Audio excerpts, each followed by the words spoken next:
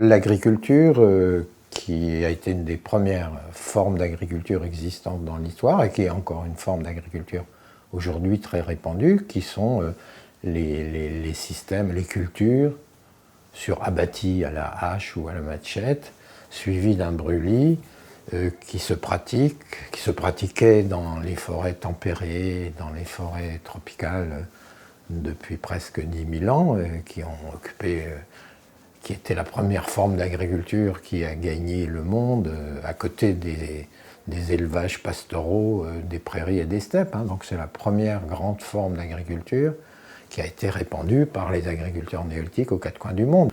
Quand des cultivateurs débarquent ou se trouvent dans un milieu qui est boisé, ils ne peuvent pas cultiver des plantes sans avoir fait un petit peu de place au soleil à ces plantes cultivées. Donc il faut qu'ils coupent une partie des arbres qui sont à la portée de leurs outils.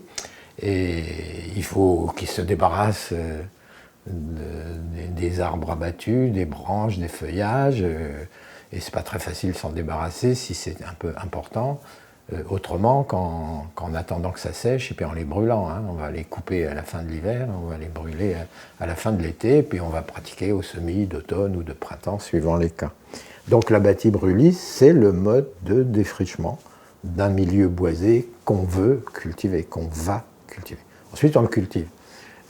Évidemment, ça donne des rendements assez extraordinaires, parce que les sols forestiers sont très fertiles.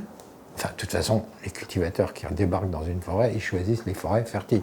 Ils choisissent pas la taïga, ou ils choisissent pas non plus les forêts trop puissantes comme la forêt équatoriale. Ils choisissent des forêts tempérées et tropicales, assez faciles à pénétrer et à défricher partiellement avec les outils modestes dont ils disposent, par le fer et par le feu. Alors le rendement est très élevé, parce que le sol forestier est un sol très riche en humus. Il n'a jamais été cultivé. La forêt, pendant des centaines et des centaines d'années, a accumulé de la matière organique qui meurt chaque année. Ça pousse chaque année, mais il meurt à peu près autant de feuilles et de branches qu'il en pousse chaque année. Donc ça forme une litière qui se décompose petit à petit, qui forme de l'humus, qui va servir de colloïde, qui va servir de liant dans le sol, qui va donner au sol une très bonne structure, mais qui par-dessus le marché, en se décomposant, va fournir tous les éléments minéraux dont les plantes ont besoin. Puisque c'est un engrais en fait. C'est un engrais. Autrement dit, l'abattis-brûlis va provoquer une accélération de la décomposition de la matière organique, donc un coup de fumure supplémentaire.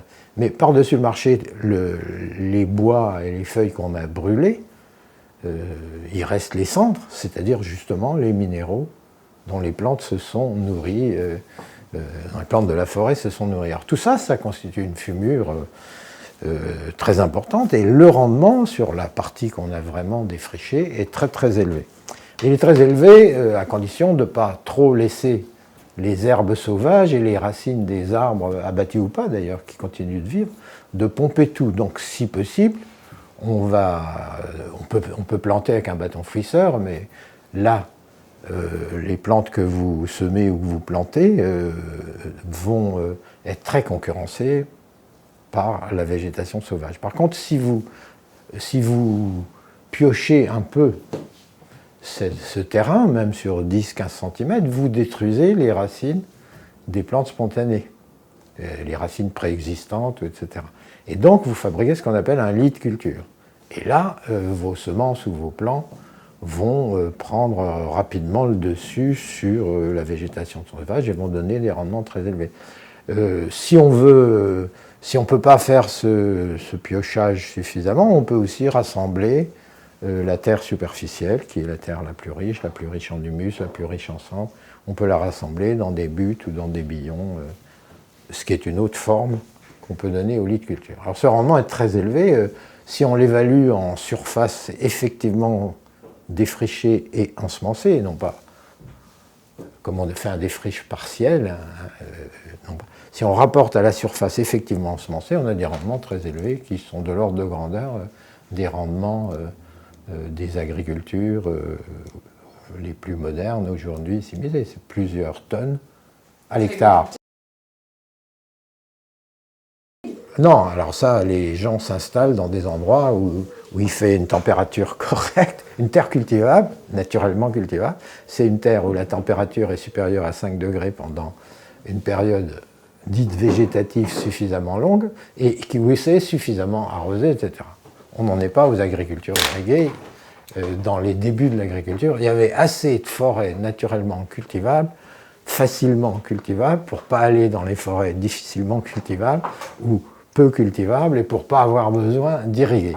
La seule agriculture primitive dans laquelle, au fond, on jouait sur l'eau, mais sur une eau stockée naturellement, c'était l'agriculture des bas-fonds équatoriaux de Papouasie-Nouvelle-Guinée, où on cultivait que le taro, qui y poussait déjà naturellement à foison, mais une fois qu'on a exploité tous les taros, toutes les surfaces où il y a des taros naturellement qu'on replante puisqu'on va les récolter pour les manger, si on les replante, ça devient une agriculture. Mais on peut aussi étendre la culture du taro sur des terrains qui étaient avec des eaux trop profondes, donc en favorisant l'écoulement de l'excès d'eau, où les eaux étaient insuffisamment profondes, en favorisant à l'inverse l'arrivée ou en freinant l'évacuation de l'eau préexistante. Mais sinon, toutes les agricultures du monde sont des agricultures pluviales. Et l'agriculture de Papouasie-Nouvelle-Guinée, la culture du taro est une agriculture fondamentalement pluviale, mais c'est une agriculture de bas-fond mouilleux, on va dire. La culture sur herbacées brûlées, c'est ça. Alors,